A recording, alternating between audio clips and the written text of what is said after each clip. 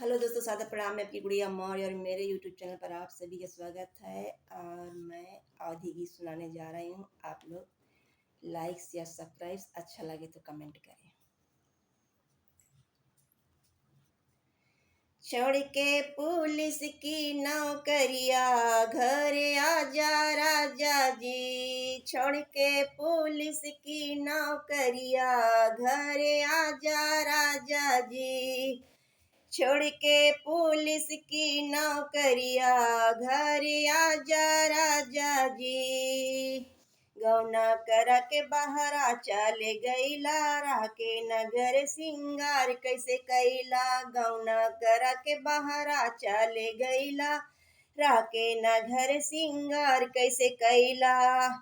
तो हमरा मनिवा के सरेदा पुरैदा राजा जी। तो हमरा मनिवा के सरेदा पुरैदा राजा जी। छोड़ के पुलिस की नौकरिया घर आजा राजा जी।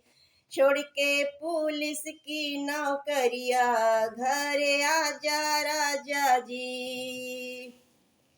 रतिया के से जिया पे निंदिया न आवे, तोहरा जुदाई राजा बहुते सतावे। रतिया के से जिया पे निंदिया न आवे, तोहरा जुदाई राजा बहुते सतावे। रतिया के से जिया पे निंदिया न आवे, तोहरो जुदाई सैया बहुते सतावे।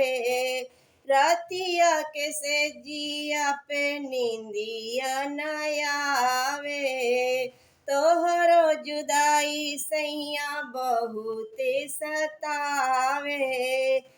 तो आके बाबू आके मम्मी बनाई दा राजा जी। तो आके बाबू आके मम्मी बनाई दा राजा जी। छोड़ के पुलिस की नौकरिया घर आजा राजा जी। छोड़ के पुलिस की नौकरिया घर आजा राजा जी। बीच सरफराज सैया देला हमके दुख हो, सोची सोची करेला करे जा धुक धुक हो। बीच सरफराज सैया देला हमके दुख हो, सोची सोची करेला करे जा धुक धुक हो। बीच सरफराज सैया देला हमके दुख हो, सोची सोची करेला करे जा धुके धुक हो। तो देवरे बजा दे जवानिया के बाजा राजा जी। तो देवरे बजा दे जवानिया के बाजा राजा जी। छोड़ के पुलिस की नौकरिया घर आजा राजा जी। छोड़ के पुलिस की नौकरिया घर आजा राजा जी। छोड़ के पुलिस की नौकरिया घर आजा राजा जी। छोड़ के पुलिस की नौकरिया घर आजा राजा जी।